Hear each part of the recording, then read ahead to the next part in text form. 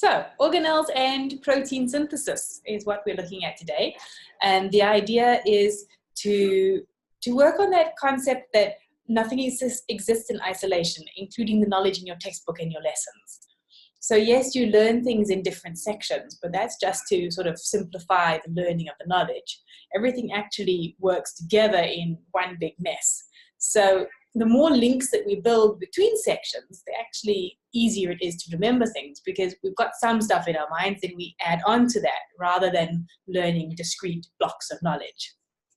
So, organelles and protein synthesis, I'm going to sort of run through it like a timeline, and then we'll see how it goes from there.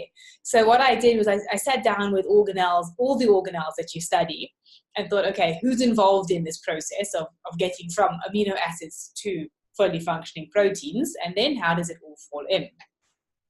So, obvious first place to start is the nucleus. Okay, I will be writing notes as I go through because I find that helps me to not go so fast. So if I am going too fast, then squeal somewhere on the chat. And also if you have any burning questions, put them on the chat and we can deal with them as time permits. Okay, so our nucleus is our biggest organelle in our cell. Okay, it's got different structures. So just to give you a bit of a heads up if you haven't got there yet, what does your nucleus look like? We would draw him rather like this. So there's a cut through of the nucleus.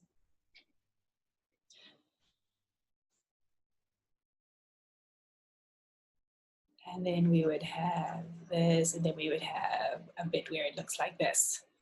Okay, so your nucleus is a ball shape. So we sort of cut through the middle of the ball. And we have here the nuclear envelope. Okay, so that's a double membrane, and the idea is protection of what's inside, okay, which is your chromatin. Why does it need to be protected? Because this is your DNA, and your DNA has the instructions for, you guessed it, every protein your cell is ever going to build. So we need to keep those instructions safe.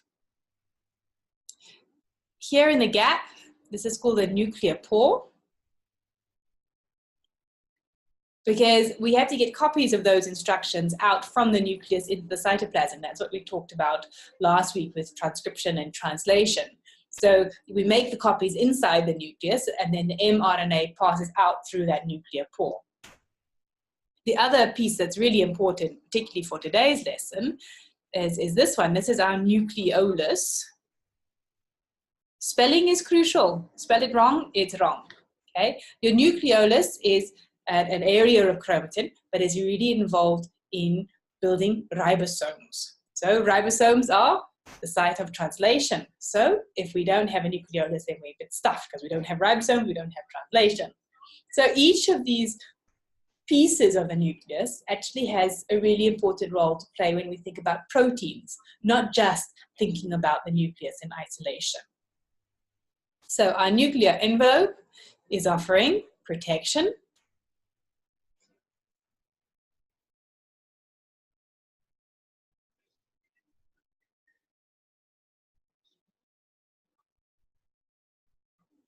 The chromatin is our storage of the DNA. It's combined with proteins to make it more stable.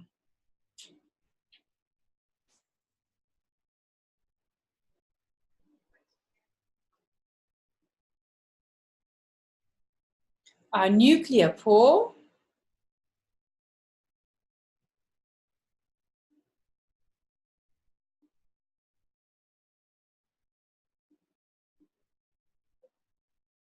okay, things can go in and things can come out, and in particular, mRNA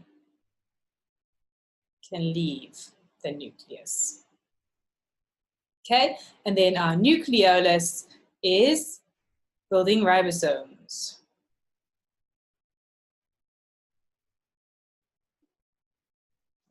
So ribosomes are built of ribosomal RNA and protein. So we need instructions for building that protein, and here we go, we have instructions. Right. So first stop is our nucleus. Let's actually give him a number 1. Okay, here we have all our instructions of what's going to happen next. So the next stop, I figure, is actually the cytoplasm. Okay, so remember we're sort of thinking in terms of organelles here as well. So when we think of terms in the cytoplasm, we're talking now about that jelly-like aqueous environment in which all the chemical reactions happen. So again, everything's happening within the cytoplasm. There are free amino acids in the cytoplasm. We're going to have reactions in our free ribosomes in the cytoplasm. So it's a really important part of the cell.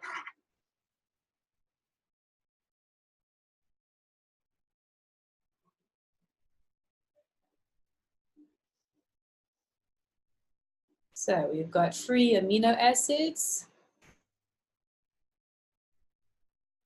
We've got ribosomes. And all sorts of other fun games that's really important for this whole process of building a protein.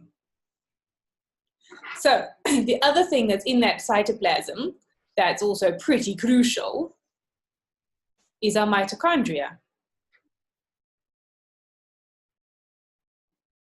And you might say, you say what? A mitochondria doesn't build a protein, and no, it doesn't. But mitochondria is your site of aerobic respiration.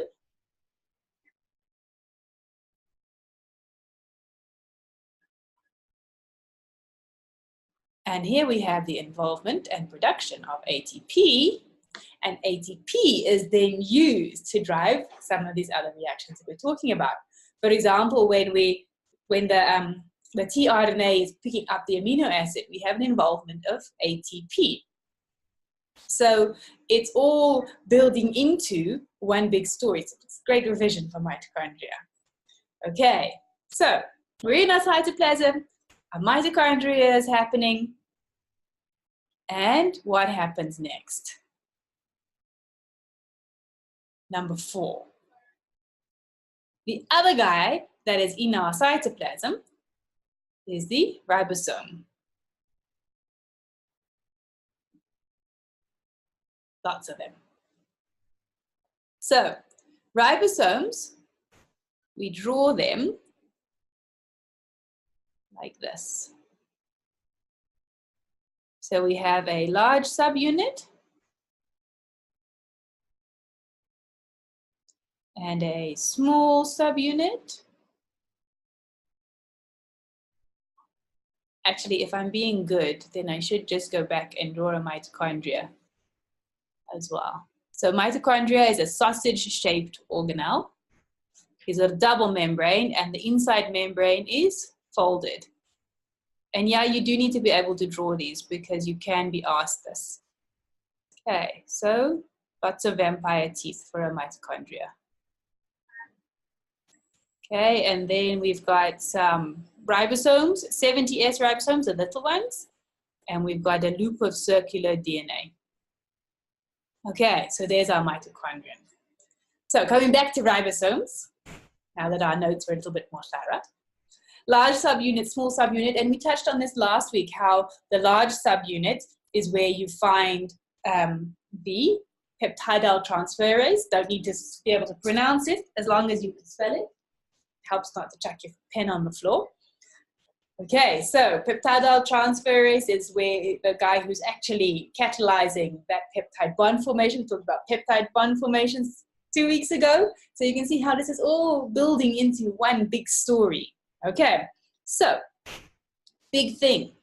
Ribosomes are the site of polypeptide synthesis.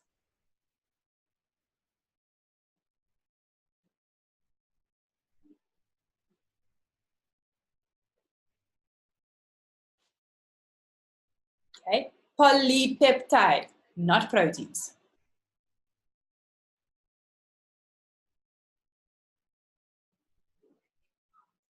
Because all we're doing here is peptide bonds, and peptide bonds is just the primary structure. So we're not building our complex protein, we're just linking our amino acids together in the right order.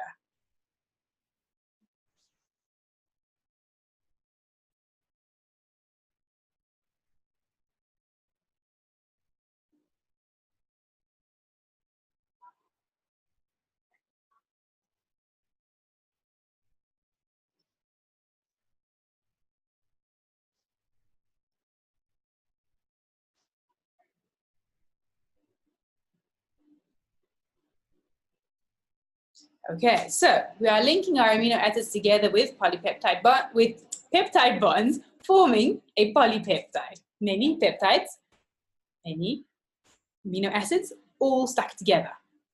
So, two other things to think about now, if we're thinking it in terms of organelles rather than protein synthesis, is that we actually have two different types of ribosomes.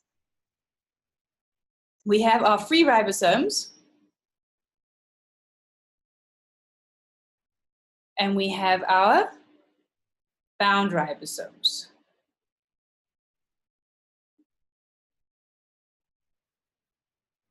So our free ribosomes are the ones that are just in the cytoplasm, not attached to anything, they're free.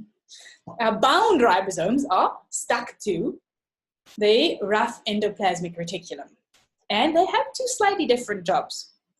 Okay, free ribosomes generally make proteins that are going to be used in the cytoplasm.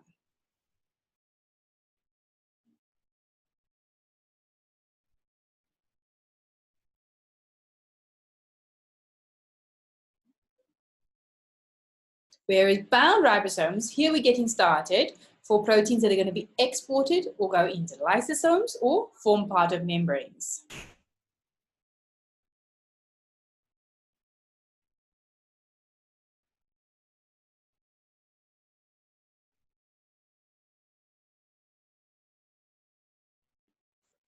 See, there's a whole nother link. We could actually do this protein story again next week, carrying on with what happens right now. We've got this fancy protein. Where does it go? I will bear that one in mind. Okay, this is a generally statement. Okay, so it is not we are bound and we are restricted to only doing this and only doing that. This is a general. Remember, we have to simplify the world a bit to learn it. And the higher the levels you go through, the more detail you'll learn. So we've started with our nucleus. We've then said, okay, we come out of our nucleus, we've got our instructions. We have a cytoplasm, we have our mitochondria, everything sitting there waiting for what we need. The ribosomes are where things really happen. So this is now where you would go back and revise your translation. Okay, so thinking about your nucleus, revise your transcription. Thinking about your ribosomes, revise your translation. But what happens next? Sorry, it's a bad day with a pen today. Okay, what happens next? Okay, we've got a polypeptide, but we're aiming for a protein. So let's save this one. And then we can make some space to talk about what happens next. Let us talk about the endomembrane system.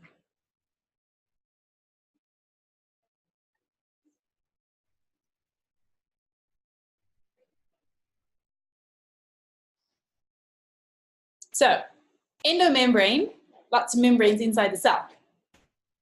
And it's got three components here.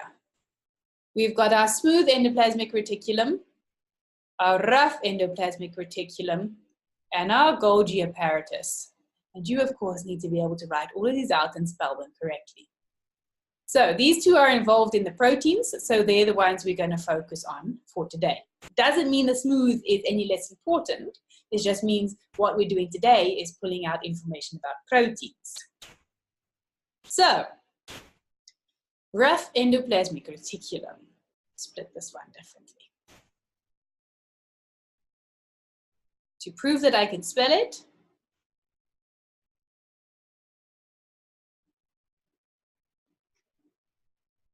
I don't expect more of you than I expect of myself. Rough endoplasmic reticulum. So, here we talk about the function of this being protein synthesis. So note the terminology. Terminology is so important. We're not saying polypeptide synthesis now, we're saying protein synthesis. So rough endoplasmic reticulum, this is the one that takes forever and an hour to draw because it's so complex that it's really irritating. And all your ribosomes must be on the outside and they must be stuck and they mustn't cross over. And all those drawing rules that you have for practicals, they apply to sketching the organelles as well. So be very careful and don't put your ribosomes in weird places and leave marks. So, it's rather like pancakes with lifts in between, stuck over with ribosomes on the outside. Remember, this is all in 3D, okay? This is not happening in 2D. It's just that when we cut through a cell, we see it in 2D because we've cut such a thin slice. So, we're happy with the idea that ribosomes are where we're building this primary structure, and then this primary structure actually feeds into. So we build a primary structure in a ribosome and then it feeds into the rough ER.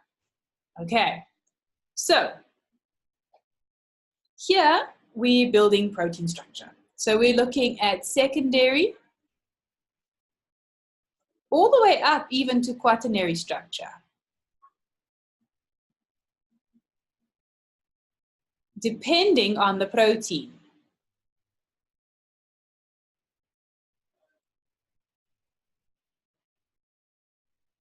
So again, remember that we're generalizing. We're making things a little bit easier so that we can learn them at this level. We've got to leave some things for university. Okay, so we also in here get glycosylation. Glycosylation. Okay, this is adding a carbohydrate chain.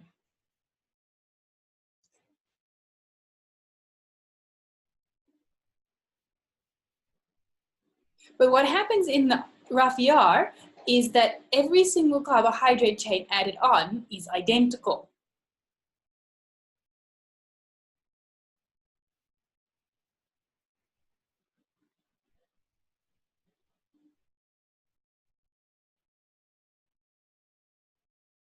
Which we know is now not going to be the case because proteins are all individual. They all have their own individual shape. And if we think about even just a cell membrane, when we're talking about glycoproteins in a cell membrane, they all got different shaped antennae. They're not the same shape, and different shaped antennae will give us different receptors and all sorts of things like that. So how do we then make them unique?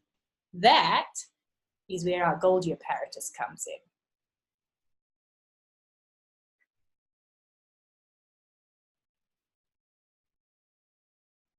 Okay, Golgi apparatus is your Wi-Fi.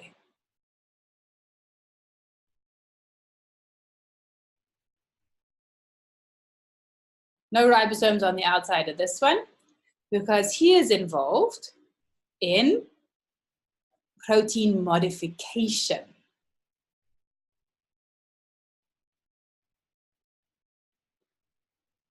So the protein has now been built. How do we need to modify him further so he's specific for his specific job? Big deal here is that we're going to modify those carbohydrate chains.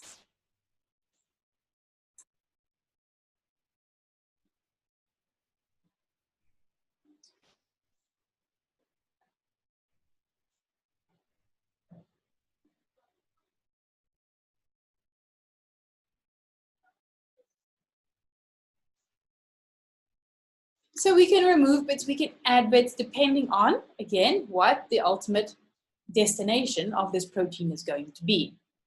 Okay, so now, by the time we get through a Golgi apparatus, we actually have the specific protein ready to go. Where do they go? Well, generally, we go in one of two places. We can have secretory proteins,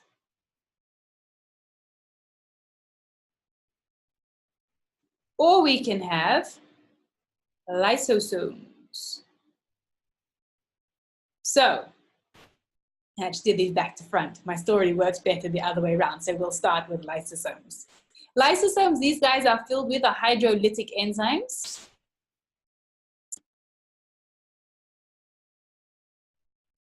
Okay, remember, we don't want hydrolytic enzymes just floating randomly in our cytoplasm because we don't want them hydrolyzing anything they come into contact with. We need to package them up very safely.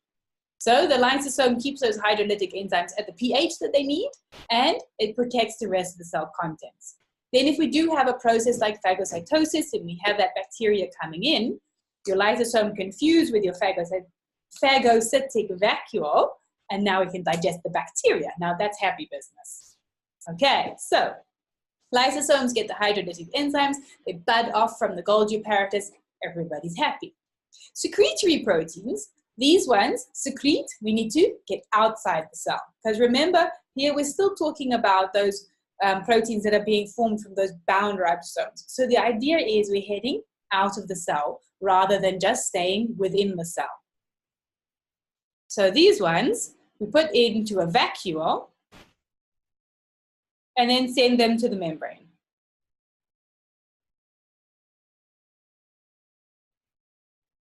Just about fits. Okay, so here's our endomembrane system. So just a recap. We had our instructions in the nucleus. We have our components in the cytoplasm. We have our mitochondria. We have our ribosomes. Ribosomes did polypeptide synthesis for us, our lovely basic amino acid structure. Then we headed into the rough endoplasmic reticulum. We had some modification there. We had glycolization.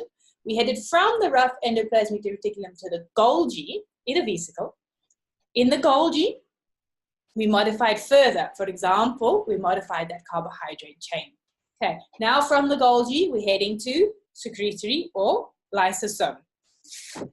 So, if we take that secretory protein story further, we come to, oh goodness, we forgot the number. This was number 5.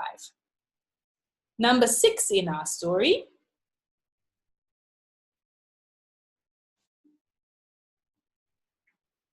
is the cell membrane.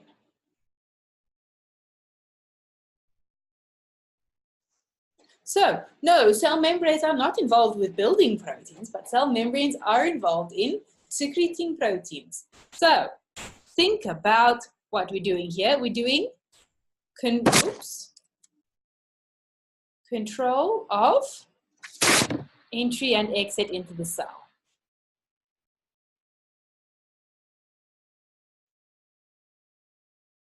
Entry into, exit from, we should rather be saying.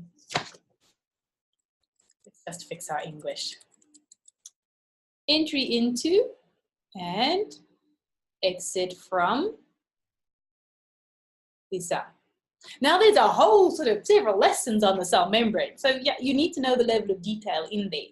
But now for an overview, the last step of our protein story, if you are a secreting protein, we are talking here about exo for exit, cytosis, bulk transport of synthesized proteins.